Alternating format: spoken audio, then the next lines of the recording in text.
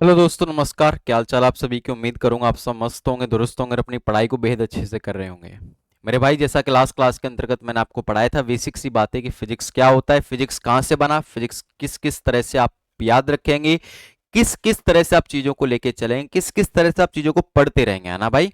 और last class के अंतर्गत हमने एक चैप्टर शुरू करा था। उस चैप्टर का नाम था हमारे भाई ऑप्टिक्स, अर्थात प्रकाश की। ऑप्टिक्स क्या होता है ये आपको आई होप समझ में आया होगा। ऑप्टिक्स की वो सारी बातें जो मैंने प्रीवियस क्लास के अंतर्गत करी है, क्या किसी विद्यार्थी किसी प्रकार कोई समस्या तो बता दीजिए, फिर हम बढ़ते हैं आगे। और इस समस्या होगी नहीं, अगर नहीं है तो फिर हम शुरू करते हैं। पहला अपना जो सेशन था जिसका नाम था दोस्त रिफ्लेक्शन ऑफ लाइट। अगर रिवाइज कराने का प्रयास करें तो रिवाइज इस तरह से कर सकते हैं दोस्त कि ऑप्टिक्स क्या होता है, प्रकाश की क्या होता है, स्टडी ऑफ लाइट, प्रकाश का अध्ययन करना प्रकाश की कहलाता है। दोस्त लाइट क्या होता है, सोर्स ऑफ एनर्जी जो हमें दिखाई नहीं देता लेकिन दूसरी वस्तुओं को देखने में सहायता प्रदान करता है। और लाइट स्पेक्ट्रम के बारे में बताने वाले कितने साइंटिस्ट आए, 5। सबसे पहले आइजैक न्यूटन। कौन सा थ्योरी, रे थ्योरी। कितनी बातें बताई, 2। एक रिफ्लेक्शन, दूसरा रिफ्रैक्शन, एक परावर्तन, दूसरा अपवर्तन। इतने पर अपने पास लाइट के बारे में बताने वाले दूसरे वैज्ञानिक आए जिनका नाम था हाइगन। हाइगन साहब आए तो उन्होंने बोला कि प्रकाश हमारे पास वेव की फॉर्म में, तरंग के रूप में आता है। और इसी से संबंधित इन्होंने अपना सिद्धांत दिया जिसका नाम था तरंग सिद्धांत, वेव थ्योरी। कितनी बातें बताई, 3।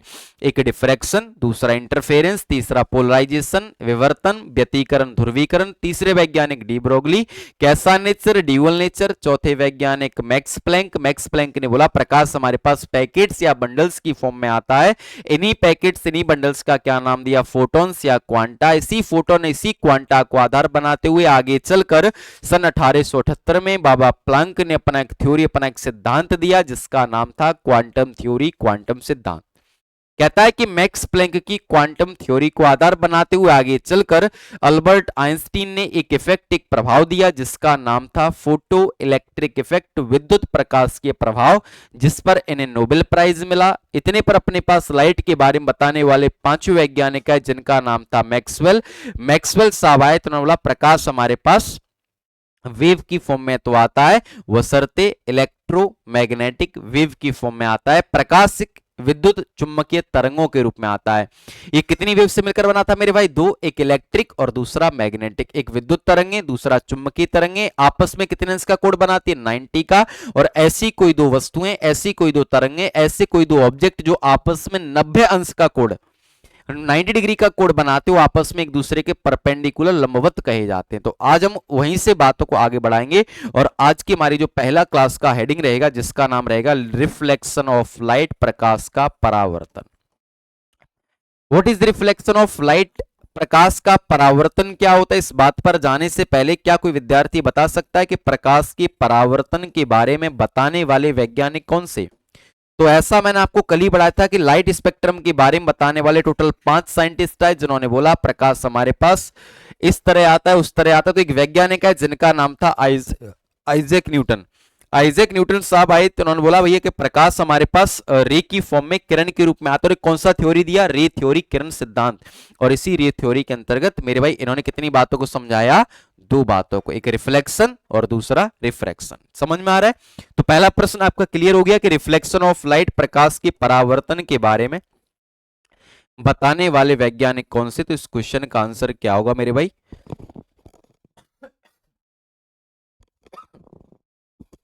Isaac Newton. रिफ्लेक्शन क्या होता है, परावर्तन क्या होता है। कुछ विद्यार्थी कहेंगे sir bouncing back of light in same medium, प्रकाश का टकराकर वापस उसी माध्यम में आना, प्रकाश का अपवर्तन कहलाता है रिफ्लेक्शन ऑफ लाइट। बट आपने सुना नहीं कि मैं आपसे क्या कहना चाह रहा हूं। मेरी क्लास में आप फिजिक्स पढ़ना, साइंस पढ़ना तो सीखोगे ही सीखोगे, साथ में ये भी सीखो जीएस में नंबर ज्यादा कैसे लाना होता है, जीएस को पढ़ना कैसे होता है। जीएस को पढ़ने के लिए सुनना बहुत जरूरी होता है भाई। आप जैसा भी क्लास देखें, इस क्लास को मेरे भाई सबसे पहले आप सुनना सीखिएगा। डबल मल्टीपल करके क्लास मत लीजिएगा, नोट्स मत बनाइए, नोट्स मैं भी प्रोवाइड कराऊंगा। जब क्लास अपना एंड होगा तो 2 क्लास पहले बताऊंगा नोट्स कहां मिलेगा, कैसे नहीं मिलेगा। प्रॉपर नोट्स आपको मिलेगा। नोट्स बनाने के लिए पैसा खर्च नहीं करा है आप लोगों ने भाई, समझने के लिए करा है। तो मेरे को सुनो, मैं आपसे क्या कहना चाह रहा हूं, क्या बोलना चाह रहा हूं, क्या पूछना चाह रहा हूं। ये बातों आप जितना गौर से सुनोगे उतना आपका एग्जाम के अंतर्गत डाउट क्लियर होगा, उतना आपका सिलेक्शन जल्दी होगा। तो आज मैंने आपसे रिफ्लेक्शन ऑफ लाइट नहीं पूछा था, आज मैंने आपसे पूछा व्हाट इज रिफ्लेक्शन, परावर्तन किसे कहते हैं। तो इसका आंसर होता है किसी भी चीज का टकराकर वापस उसी माध्यम में आना। वो किसी भी चीज का रिफ्लेक्शन हो सकता है। जरूरी नहीं कि लाइट का रिफ्लेक्शन हो, साउंड का रिफ्लेक्शन है तो साउंड का टकराकर वापस उसी माध्यम में आना, वेव का रिफ्लेक्शन तो वेव का टकराकर वापस उसी माध्यम में आना, किसी भी चीज का टकराकर वापस उसी माध्यम में आना क्या कहलाता है? रिफ्लेक्शन, परावर्तन। आज हम रिफ्लेक्शन किसका पढ़ रहे हैं? लाइट का।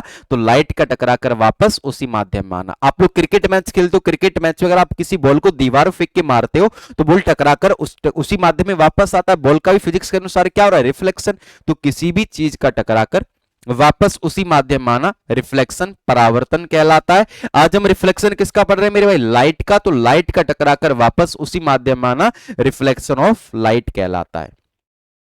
We have a transparent glass slab. दोस्त मेरे पास एक पारदर्शी कांच की छड़ है, ट्रांसपेरेंट इन द सेंस जिसके आर पार हम देख सकते हैं।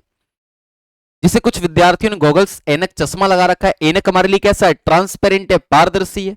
तो जब ट्रांसपेरेंट का मतलब जिसके हम आर पार देख सकते हैं, मेरे पास एक ट्रांसपेरेंट ग्लास स्लैब है, पारदर्शी कांच की छड़ है। कहता है कि जब किसी ट्रांसपेरेंट पारदर्शी कांच के छड़ के एक सरफेस पर, एक सतह पर पॉलिश कर दिया जाए तो मेरे दोस्त वो क्या बन जाता है? मिरर अर्थात दर्पण। मिरर क्या होता है? दर्पण क्या होता है? शीशा किसे कहते? तो आंसर होता है जब किसी पारदर्शी कांच के छड़ के एक सरफेस पर, एक सतह पर पॉलिश कर दिया जाए तो क्या बन जाता है? मिरर अर्थात दर्पण। ये जो पॉलिश होता है वो सामान्यतः पॉलिश होता है हमारे पास AgNO3 सिल्वर नाइट्रेट का। तो आप इस तरह से कह सकते हो जब किसी ट्रांसपेरेंट पारदर्शी कांच के छड़ के एक सरफेस पर सिल्वर नाइट्रेट का पॉलिश कर दिया जाए तो हमारे लिए क्या बन जाएगा? मिरर अर्थात दर्पण। हम सिल्वर नाइट्रेट का ही पॉलिश क्यों करते हैं? ऐसा इसलिए करते हैं क्योंकि अदर एलिमेंट, अदर तत्वों की कंपैरिजन पर सिल्वर नाइट्रेट लाइट को बहुत अच्छे से रिफ्लेक्ट करता है। तो दर्पण के अंदर हमें अपना फोटो, अपना इमेज एकदम स्पष्ट नजर आए, इसीलिए सामान्यतः जनरली हम किसका पॉलिश करते हैं? सिल्वर नाइट्रेट का। दोस्त पॉलिश करने के बाद मेरे पास दो माध्यम हो गए, एक ऐसा माध्यम जिधर पॉलिश नहीं है, एक ऐसा माध्यम जिधर पॉलिश हो रखा है।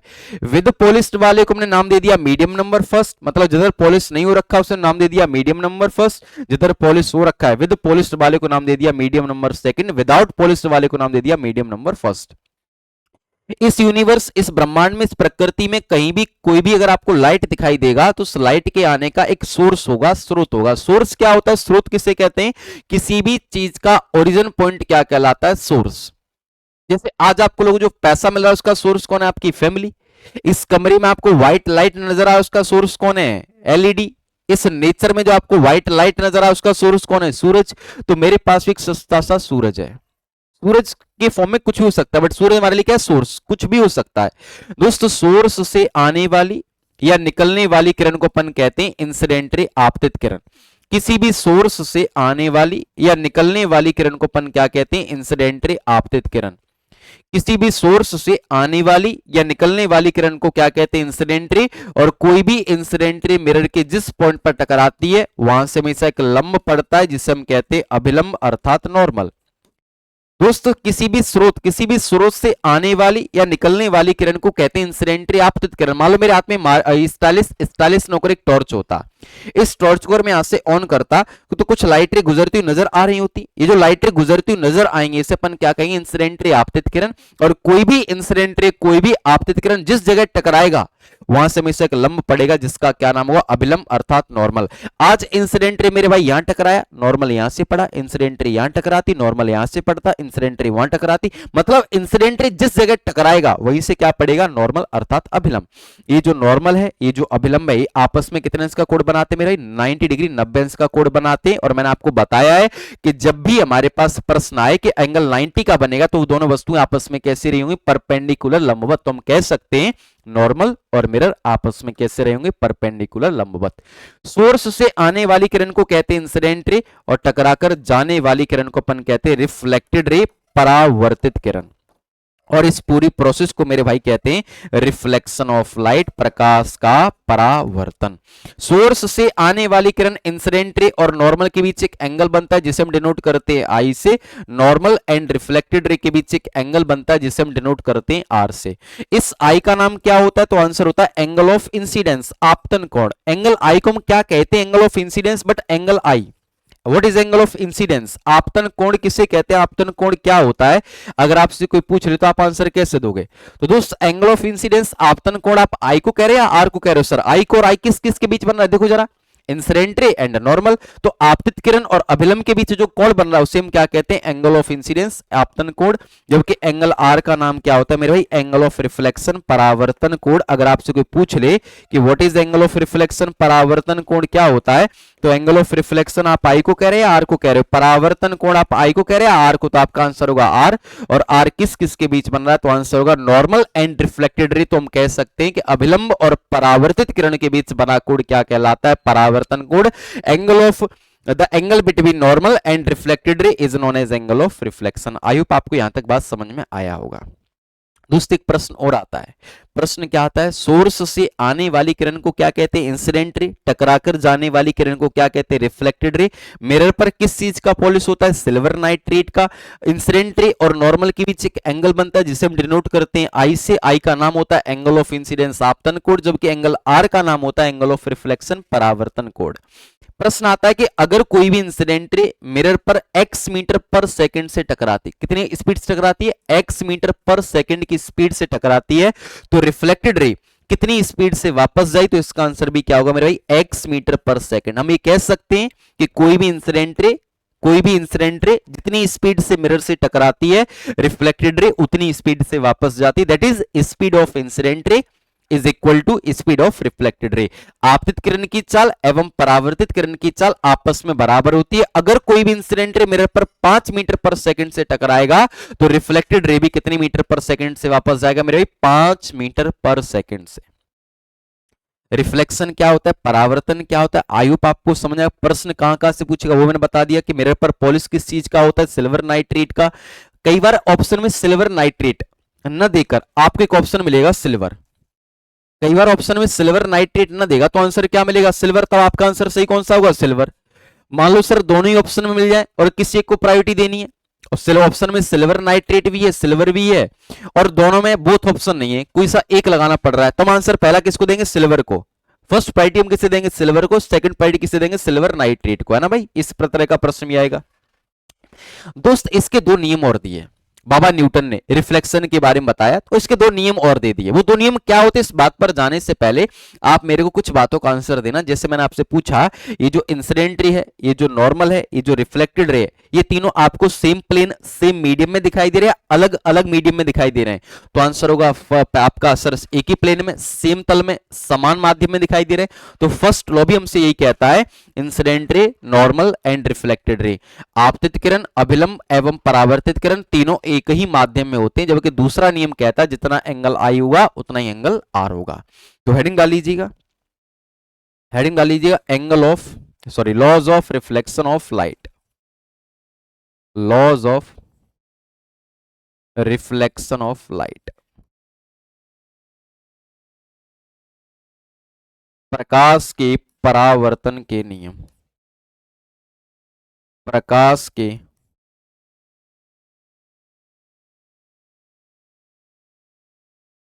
परावर्तन के नियम, laws of reflection of light, प्रकाश के परावर्तन के नियम किस वैज्ञानिक ने दिए, तो आंसर होगा आइजैक न्यूटन ने। कितने नियम दिए, फर्स्ट लॉ सेकंड लॉ, पहला नियम और दूसरा नियम। पहला नियम क्या होता है, हेडिंग डाल लीजिए, फर्स्ट लॉ पहला नियम। देखो मैं अपने शक्तिमान तो नहीं कि मैं दोनों बात एक साथ लिखूं, है ना मेरे भाई। तो क्या करिएगा मेरे भाई, आपको मैं हिंदी लैंग्वेज बोलूंगा, इंग्लिश लैंग्वेज बोर्ड पर लिखूंगा, है ना, जिससे हमारा समय बचता रहेगा। तो अगर आप कोई समस्या तो पूछ जरूर लीजिएगा। तो लिखिएगा, हेडिंग डालिएगा, इनसे इसके दो नियम होते हैं, there are two laws of reflection of light, there are two laws of reflection of light, प्रकाश के परावर्तन के दो नियम होते हैं। हेडिंग डालिएगा, फर्स्ट लॉ पहला नियम, हेडिंग डालिए, फर्स्ट लॉ पहला नियम, और इसमें लिखिएगा आपतित किरण कौमा अभिलंब,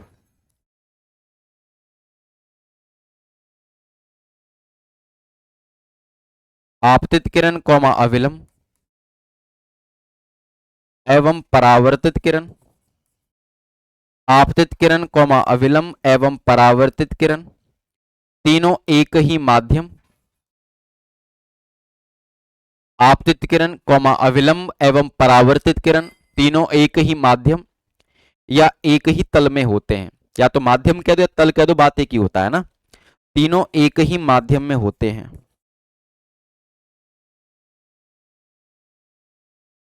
हेडिंग डालिए सेकंड लॉ दूसरा नियम और इसमें लिखिएगा। हेडिंग डालिए सेकंड लॉ दूसरा नियम और इसमें लिखिएगा आपतन कोण एवं परावर्तन कोण।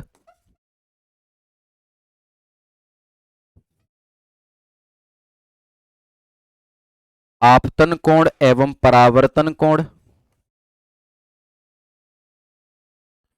आपस में बराबर होते हैं। आपतन कोण एवं परावर्तन कोण आपस में बराबर होते हैं। That is angle I equal to angle R, अर्थात कोण आई बराबर कोण आर।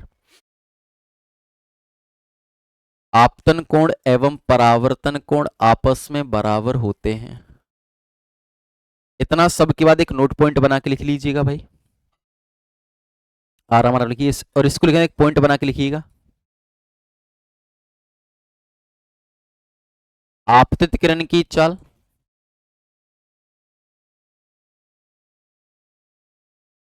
आपतित किरण की चाल एवं परावर्तित किरण की चाल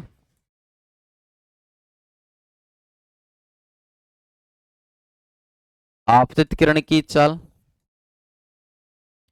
एवं परावर्तित किरण की चाल आपस में बराबर होती है। आपतित किरण की चाल एवं परावर्तित किरण की चाल आपस में बराबर होती है। आपतित किरण की चाल एवं परावर्तित किरण की चाल आपस में बराबर होती है।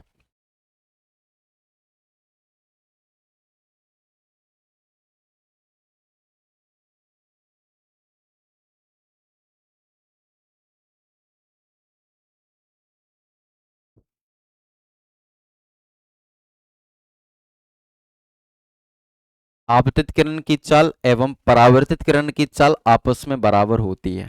ठीक है भाई। दोस्त मैं आपकी जानकारी के लिए बता देना चाहता हूं, इस नेचर में जो ऑब्जेक्ट आपको दिखाई दे रहा है एवं जिस कलर का दिखाई दे रहा है, इस नेचर में इस प्रकृति में जो ऑब्जेक्ट आपको दिखाई दे रहा है, जिस कलर का दिखाई दे रहा है, जैसा दिखाई दे रहा है, उन सब के पीछे का रीजन रिफ्लेक्शन परावर्तन होता है। एक प्रश्न एग्जाम के अंतर्गत आ रखा है, प्रश्न आ रखा है कि गुलाब का फूल लाल रंग का दिखाई देता है, इसके पीछे का क्या कारण है।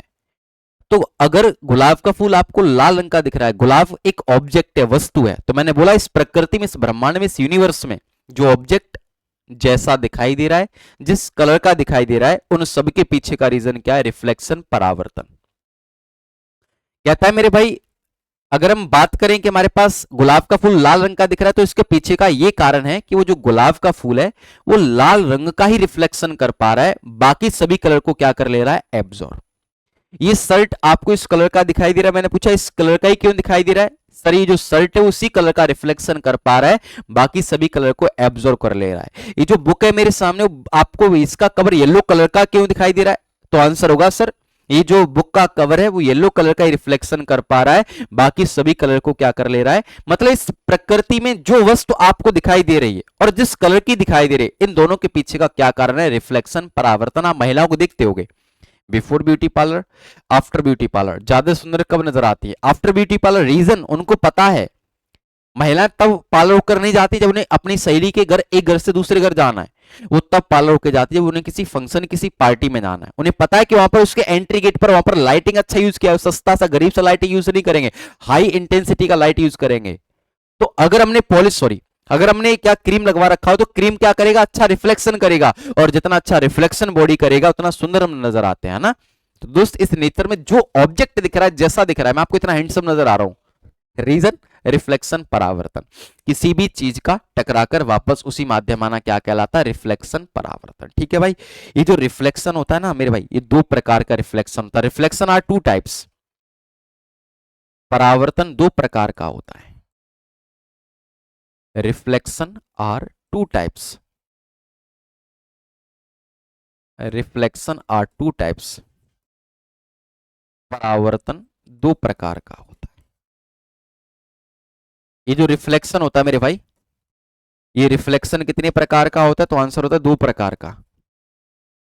एक होता है दोस्त हमारे पास रेगुलर रिफ्लेक्शन, एक होता है हमारे पास रेगुलर रिफ्लेक्शन, नियमित परावर्तन, रेगुलर रिफ्लेक्शन, नियमित परावर्तन,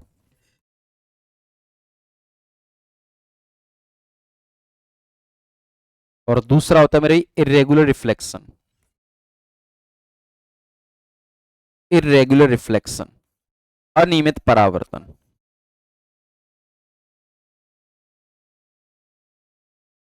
इरेगुलर रिफ्लेक्शन, अनियमित परावर्तन। रिफ्लेक्शन हमारे पास कितने प्रकार का होता है? दो प्रकार का, एक होता है रेगुलर, एक होता है इरेगुलर। एक होता है नियमित परावर्तन, एक होता है अनियमित परावर्तन। रेगुलर रिफ्लेक्शन क्या होता है? जो स्मूथ सरफेस पर होता है, ऐसा रिफ्लेक्शन जो चिकनी सतह पर स्मूथ सरफेस पर होता है मेरे भाई, उन्हें हम कहते हैं रेगुलर रिफ्लेक्शन। और एक ऐसा रिफ्लेक्शन जो रफ सरफेस पर होता है, रफ सरफेस पर, ROUGH, रफ सरफेस, खुरदरी सतह पर होता है, उस रिफ्लेक्शन को मेरे हम क्या कहते हैं? Irregular reflection. अब समझने का प्रयास करिए मेरे बिल्कुल तरीके से। ये जो अभी मैंने आपको पढ़ाई सरफेस हमारे पास है स्मूथ, कैसी सरफेस है? स्मूथ सरफेस, चिकनी सतह, स्मूथ सरफेस, चिकनी सतह। ये जो सरफेस है हमारे पास, ये सरफेस है हमारे पास रफ, खुरदरी, रफ सरफेस, खुरदरी सतह, रफ सरफेस, खुरदरी सतह। सेम बात तो मेरी जान जो मैंने आपको यहां पढ़ाई कि सोर्स से आने वाली किरण को क्या कहते हैं? Incident ray. यहां टकराई, टकरा कर वापस आई, बहुत बढ़िया सर। टकराई तो यहां से क्या पड़ जाएगा? नॉर्मल पड़ेगा, पड़ेगी नहीं पड़ेगा? यस और नो सर? बिल्कुल। तो इनके बीच एक कोण बनेगा एंगल आई और एक कोण बनेगा एंगल आर। यस और नो सर? बिल्कुल। एक सोर्स से यहां भी होगा, आने वाली किरण इंसिडेंट रे, टकराएगी चली जाएगी, है ना।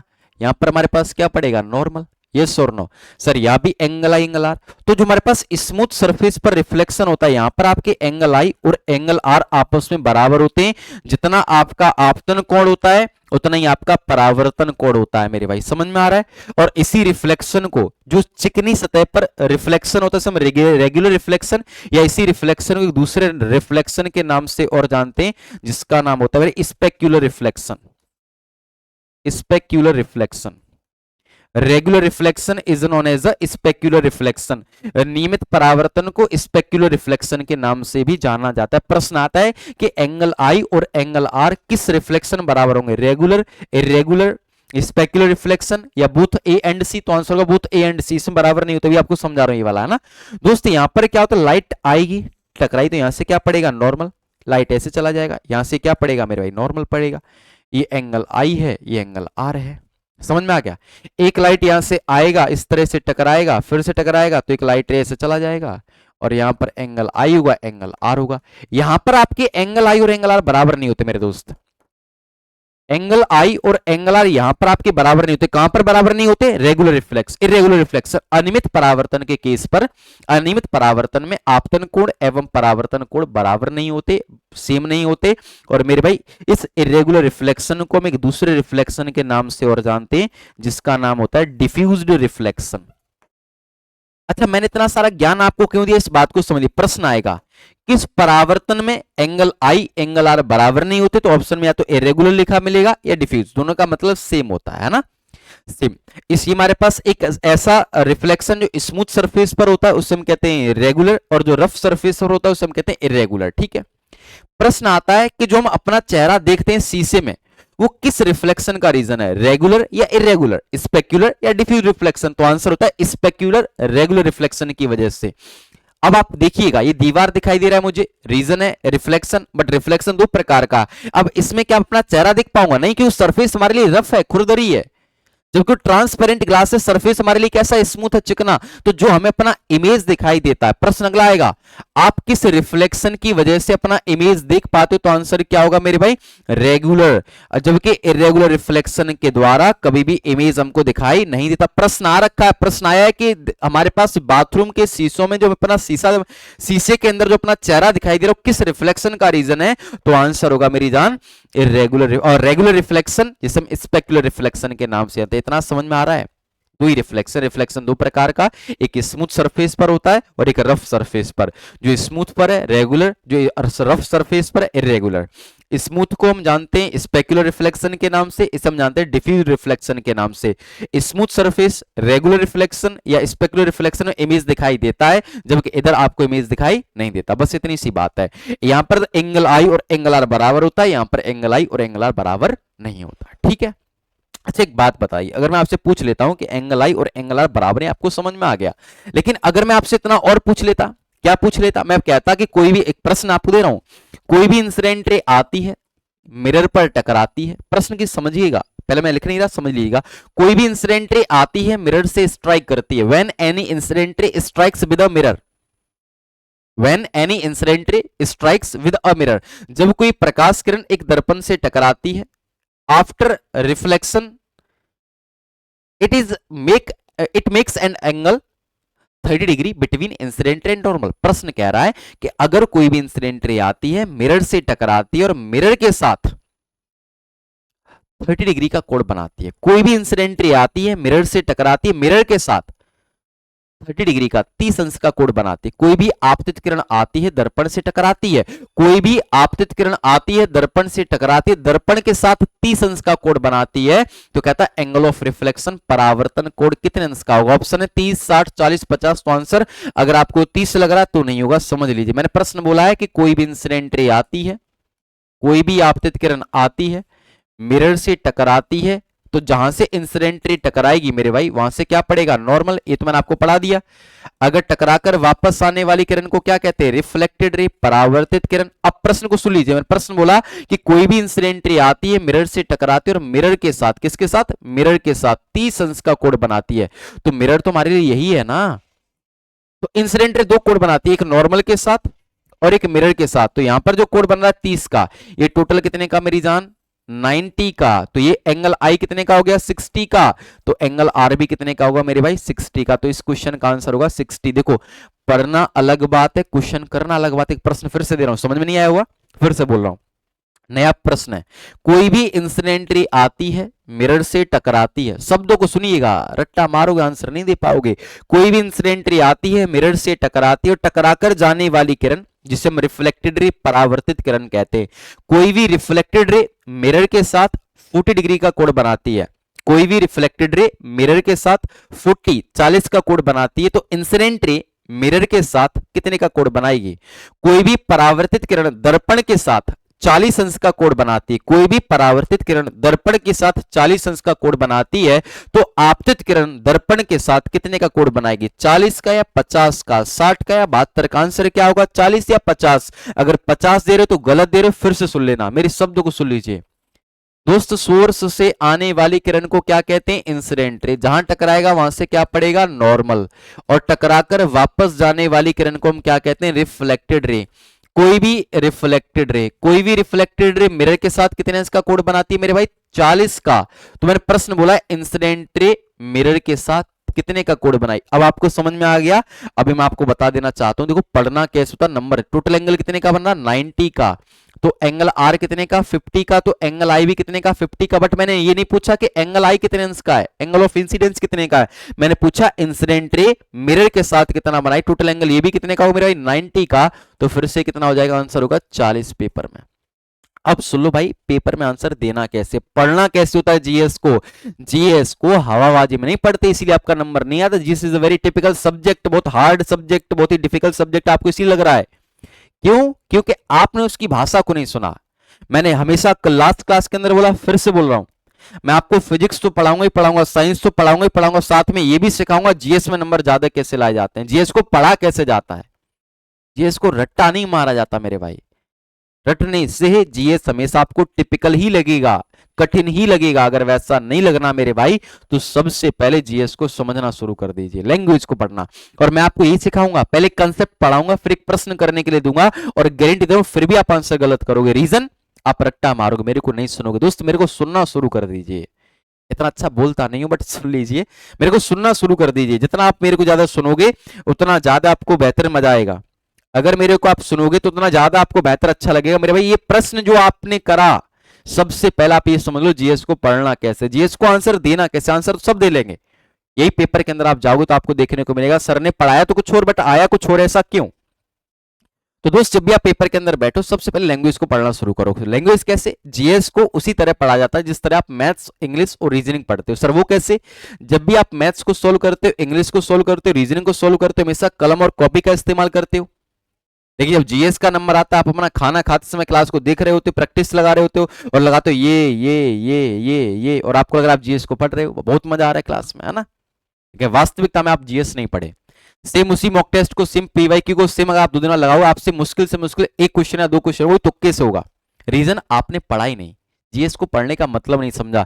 दोस्त जब भी हम जीएस को पढ़ते हैं हमेशा कलम और एक कॉपी का इस्तेमाल करते हैं। मैंने भी जब आपको समझाया, दोनों क्वेश्चन को पढ़ाया, तो एक कलम और एक कॉपी का इस्तेमाल करा। ऐसा नहीं कि मैंने ऐसे बोल दिया इंसिडेंट रे आती है 40 का कोड, ये कितने का, ऐसे समझाता समझ में नहीं आता। मैंने भी कलम और कॉपी का इस्तेमाल करा। जितना ही आप जीएस का टीचर कहीं और पढ़ाते हुए देखते हो, जो भी आपका बेहतर अच्छा टीचर, आप सबको देखिए पढ़ाते हुए, आप हमेशा देखो हमेशा कलम और कॉपी का इस्तेमाल, हमेशा उस पर सर्कल करता रहेगा। वो वास्तविकता में आपको नहीं पढ़ा रहा, खुद भी क्लियर कर रहा है कि पूछना क्या चाह रहा है। मेरे भाई आपको जीएस पढ़ना शुरू करना पड़ेगा। अब देखो जैसा मैं बोलूं, रट कर नहीं आंसर देना, गलत कर दूंगा, रट कर तो मैं माइंड से खेलने बहुत तेज हूं मैं ना। आपको हमेशा अपनी कलम और कॉपी का इस्तेमाल करना है। घर पर बैठ के देख रहे हो तो जैसा प्रश्न बोलूं वैसा चित्र बनाना और फिर आंसर देने का प्रयास करना। अब देखो आपका आंसर लगभग ठीक मिलेगा। कैसे? सुन लीजिए, प्रश्न है कोई भी इंसिडेंट रे आती है, मिरर से टकराती है और मिरर के साथ 20 डिग्री का कोण बनाती है। कोई भी इंसिडेंट रे आती है, मिरर से टकराती है, मिरर के साथ 20 डिग्री का कोण बनाती है। कोई भी इंसिडेंट रे आती है, कोई भी आपतित किरण आती है, दर्पण के साथ 20 अंश का कोण बनाती है, तो रिफ्लेक्टेड रे मिरर के साथ कितने का कोण बनाएगी? तो परावर्तित किरण दर्पण के साथ, रिफ्लेक्टेड रे मिरर के साथ कितने कोण बनाएगी? 20 का या 70 का? देखो आंसर आने लगा ना। तो आंसर कितना मेरा? 70 का है 20 का? सर 20 का। प्रश्न सुन लीजिए फिर से, कोई भी इंसिडेंट रे आती है, अब जैसा मैंने बोला वैसे तो मैं कर रहा हूं, मिरर से टकराती है और मिरर के साथ 20 डिग्री का कोण बनाती है, तो रिफ्लेक्टेड रे मिरर के साथ कितने का कोण बनाएगी? देखो इंसिडेंट रे जहां टकराई वहां से क्या पड़ेगा? नॉर्मल। एंगल आई कितने का हो गया मेरे भाई? 70 का। तो एंगल आर भी कितने का? 70 का। बट मैंने ये नहीं पूछा कि एंगल आर कितने का होगा, है ना। मैंने पूछा रिफ्लेक्टेड रे, ये टोटल एंगल कितने? 70 90 का होता है, ये कितने का? 70 का। तो हमारे पास कितना अच्छा 20 का। तो आंसर क्या होगा? 20 का। आप ये देख सकते हो कि इंसिडेंट रे जितना कोण मिरर के साथ बनाई, रिफ्लेक्टेड रे मिरर के साथ उतना ही कोण बनाई। एक लास्ट प्रश्न अगर आपको समझ में आ रहा है तो क्वेश्चन का आंसर दे दीजिएगा, वरना तो फ्री के ऑप्शन बचिएगा। जय बाबा की ऑप्शन नंबर तुक्का लगा के आ जाएंगे, है ना। प्रश्न इस तरह से कि कोई भी इंसिडेंट रे आती है, मिरर से टकराती है, कोई भी इंसिडेंट रे आती है, मिरर से टकराती है और टकराकर जाने वाली किरण अर्थात रिफ्लेक्टेड रे मिरर के साथ, रिफ्लेक्टेड रे मिरर के साथ 10 डिग्री 10 डिग्री, कोई भी रिफ्लेक्टेड रे मिरर के साथ 10 डिग्री का कोण बनाती है, तो what is the angle between incident ray and reflected रे? What is the angle between incident ray and reflected रे? तो परावर्तित किरण, और अगर कोई भी परावर्तित किरण दर्पण के साथ 10 डिग्री का कोण बनाती है, तो आपतित किरण और परावर्तित किरण के बीच का कोण कितने अंश का होगा? 90 का होगा, 10 का होगा, 180 का होगा, 160 का होगा, 80 का होगा? कौन सा आंसर लग रहा है आपको? तो कोई भी इंसिडेंट रे आती है, मिरर से टकराती है, बहुत बढ़िया। कुछ विद्यार्थियों ने फिर से नहीं सुना, दो शब्द सुनोगे नहीं तब तक आप खेला खेलते रहोगे। कोई भी इंसिडेंट रे आती है, मिरर से टकराती है और ये हमारे पास नॉर्मल पड़ेगा। तो कह रहा है रिफ्लेक्टेड रे मिरर के साथ 10 डिग्री का कोण बनाती है ना, इतना बोल दिया। ये हमारे पास इंसिडेंट रे है, ये रिफ्लेक्टेड रे। प्रश्न कह रहा है इसी इंसिडेंट रे और रिफ्लेक्टेड रे के बीच टोटल कोण कितने अंश का होगा? सर ये टोटल 90 का, तो आर कितने का? 80 का। अगर आर 80 का तो आई भी कितने का? 80 का। 80 80 कितना होगा? 160। तो आंसर कितना होगा मेरा? 160 डिग्री। समझ में आ रहा है? प्रश्न की लैंग्वेज को समझ, धुआं धुआं कर देना है। एक लास्ट प्रश्न आज की महफिल का, और ये सब साइंस वाले विद्यार्थी। प्रश्न इस तरह से, कोई भी इंसिडेंट रे अगर नॉर्मल से होकर जाती है, कोई भी इंसिडेंट रे अगर नॉर्मल से होकर जाती है, तो what is the angle of reflection? अगर कोई भी आपतित किरण अभिलंब से होकर जाती है, कोई भी आपतित किरण अगर अभिलंब से होकर जाती है, अभिलंब पर होती है, तो परावर्तन कोण कितने अंश का होगा? जल्दी से आंसर दीजिए मेरे भाई। फिर से लग रहा होगा सर ने यूपीएससी का क्वेश्चन पूछ लिया हमसे, नीट का क्वेश्चन पूछ लिया। सुन लीजिए भाई, 2 कोड़ी का प्रश्न है। कह रहा कोई भी इंसिडेंट रे आती है, मिरर से टकराती है, वहां से क्या पड़ता है? नॉर्मल, और टकराकर जाने वाली किरण को कहते हैं रिफ्लेक्टेड रे। प्रश्न कह रहा है कोई भी इंसिडेंट रे, ये एंगल आई बनेगा, ये एंगल आर बनेगा। प्रश्न कह रहा है कोई भी इंसिडेंट रे नॉर्मल शो कर जाती है। अब एक बात बताइए, अगर मुझे अपना गेट ओपन करना है तो मैं गेट की तरफ चल के जाऊंगा या गेट से दूर चल के जाऊंगा, टुवर्ड्स द गेट या अवे फ्रॉम द गेट। अगर मुझे गेट ओपन करना है तो sir towards the gate, gate की तरफ चल के जाऊंगा। तो वैसे ही आज इंसिडेंट नॉर्मल शो कर जा रही है, तो इस इंसिडेंट को हम नॉर्मल की तरफ लेके आएंगे टुवर्ड्स द नॉर्मल या अवे फ्रॉम द नॉर्मल। अभिलंब की ओर लेके आएंगे, अभिलंब से दूर लेके जाएंगे। सर अभिलंब की ओर लेके आए तभी तो गुजरेगा, नहीं गुजरेगा। और जितना हम इसके करीब लेके आएंगे मेरे भाई, तो एंगल आई का मान डिक्रीज होगा, इंक्रीज होगा, घटेगा या बढ़ेगा? सर घटेगा। और घटते घटते ये एंगल आई कितने का हो जाएगा? जीरो का। तो एंगल आर भी तो कितने का होगा मेरे भाई? जीरो का। तो एंगल आई और एंगल आर कितने का हो जाएगा? जीरो का, जब कोई इंसिडेंट रे नॉर्मल से होकर गुजरेगी। ठीक है भाई, उम्मीद है ये क्लास आपको समझ में आई होगी। तो एक लास्ट प्रश्न हम लोग करेंगे रिफ्लेक्शन का। कोई प्रश्न आप प्रैक्टिस करोगे तो आपको किसी भी प्रकार की कोई समस्या नहीं रही हुई, ऐसा मेरा मानना है। प्रैक्टिस करिए। देखो दोस्त, हवाबाजी अलग अलग चीज है, जितना मैं पढ़ा दूं प्रैक्टिस करो। जो भी किताब आपको परचेज करना है, जो आपने परचेज कर रखी है, उस चैप्टर में लाइट चैप्टर को उठाओ, ऑप्टिक्स चैप्टर को उठाओ, और रिफ्लेक्शन का जो पहले क्लास पढ़ा दी और जो आज पढ़ा दी, इसका प्रैक्टिस करो। और देखो क्या प्रश्न मिल रहा है। सर हवाबाजी में लगे मेरे भाई, दावा है कि 90 से 95 प्रश्न मिलेगा ही मिलेगा। समझ में आ रहा है दोस्तों? व्हाट इज मिरर दर्पण क्या होता है? जल्दी से कमेंट बताओ। व्हाट इज मिरर दर्पण किसे कहते हैं? सर जो इमेज बनाता है। ऐसा आंसर मत देना, अभी मैंने पढ़ाया था मिरर क्या होता है क्या नहीं होता है ना। देखो दोस्तों, पढ़ा दूं वो तो पता होना चाहिए, फिर पढ़ने का मतलब ही क्या रहेगा। मिरर क्या होता है सर? जब किसी ट्रांसपेरेंट, जब किसी पारदर्शी कांच के छड़ के एक सरफेस पर, जब किसी पारदर्शी कांच के छड़ के एक सरफेस पर, एक सतह पर सिल्वर नाइट्रेट का पॉलिश कर दिया जाए, क्या वो हमारे पास मिरर नहीं बनता? पढ़ाया था, मिरर बन जाता है। How many types of mirror? दर्पण कितने प्रकार का होता है? आंसर होगा दो, कनकेव और कन्वेक्स। वैसा नहीं है दोस्त, मिरर आर टू टाइप्स। दर्पण दो प्रकार का होता है, एक होता है हमारे पास समतल दर्पण और दूसरा होता है हमारे पास गोलीय दर्पण। Mirror are two types, first is plane, second is spherical. अगर आपसे कोई पूछता है कि मिरर कितने प्रकार का, तो अवतल और उत्तल आंसर चिप के मत आ जाइएगा भाई, है ना। आपको आंसर क्या देना है मेरे भाई? प्लेन मिरर और स्फेरिकल मिरर, गोलीय दर्पण और समतल दर्पण। Mirror are two types, first is plane, second is spherical, and spherical mirror is also two types. गोलीय दर्पण भी हमारे पास दो प्रकार का होता है मेरे भाई, एक होता है कनकेव और दूसरा होता है कन्वेक्स। दर्पण दो प्रकार का होता है, एक होता है समतल दर्पण और दूसरा होता है गोलीय दर्पण। गोलीय दर्पण भी आपके दो प्रकार का होता है, एक होता है अवतल दर्पण और दूसरा होता है मेरे भाई उत्तल दर्पण। Mirror are two types. First is concave, second is convex. And mirror are two types. First is plane, second is spherical. And spherical mirror is also two types. First is concave, second is convex. Okay भाई?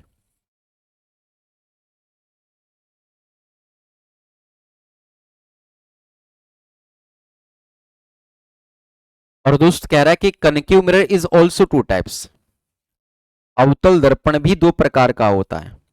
Concave mirror is also two types. एक होता है दोस्त हमारे पास spherical concave mirror, spherical concave mirror, गोलीय अवतल दर्पण, गोलीय अवतल दर्पण। और दोस्त एक होता है हमारे पास parabolic concave mirror, parabolic concave mirror, परवलीय अवतल दर्पण। दोस्त पैराबोलिक कॉनकेव मिरर, परवलीय अवतल दर्पण को केवल परवलीय दर्पण के नाम से भी जाना जाता है। परवलीय अवतल दर्पण को केवल परवलीय दर्पण के नाम से भी, पैराबोलिक कॉनकेव मिरर को पैराबोलिक मिरर के नाम से भी जाना जाता है। दोस्त मिरर कितने प्रकार का होता है? आंसर क्या होगा? दो प्रकार का, एक होता है कनकेव और एक होता है convex. Mirror are two types, first is concave, second is convex. Okay, sorry ऐसा है क्या? तो वैसा नहीं है दोस्त। मिरर कितने प्रकार का होता है? दो, एक होता है प्लेन और दूसरा होता है स्फेरिकल। स्फेरिकल कितने का होता है? दो का, एक कनकेव दूसरा कन्वेक्स। कनकेव मिरर भी कितने प्रकार का होता है? दो, एक स्फेरिकल कॉनकेव मिरर और दूसरा parabolic concave mirror. Parabolic concave mirror को केवल पैराबोलिक मिरर के नाम से भी जाना जाता है। दर्पण दो प्रकार का, समतल और गोलीय। गोलीय दर्पण भी दो प्रकार का होता है, अवतल और उत्तल। अवतल दर्पण भी दो प्रकार का होता है, एक होता है गोलीय अवतल दर्पण, एक होता है परवलीय अवतल दर्पण। परवलीय अवतल दर्पण को केवल परवलीय दर्पण के नाम से भी जाना जाता है। ठीक है भाई। प्रश्न आता है कि निम्न में मिरर कौन कौन से हैं? Which of the following mirrors are? निम्न में मिरर कौन कौन से हैं? तो ऑप्शन मिलेगा plane concave, concave convex, plane spherical, spherical convex, तो आंसर क्या होगा मेरे, प्लेन और स्फेरिकल। जब तक आपको मेंशन न करे कि स्फेरिकल मिरर कितने प्रकार का होता है, तब तक आपको कनकेव और कन्वेक्स आंसर नहीं देना। चलिए, फिर आज के लिए रखेंगे इतना ही, बाकी मिलते हैं नेक्स्ट क्लास के अंतर्गत। Thank you so much, class को आपने एंजॉय करा होगा, पढ़े होगे। जब हम कल पढ़ेंगे तो मिरर के बारे में पढ़ेंगे। आज के लिए इतना ही रखते हैं, कल मिलते हैं नेक्स्ट क्लास में। Thank you so much, bye bye, love you, मोहब्बत तुम सब मेरी, पढ़ते रहो, बाय बाय, टेक केयर।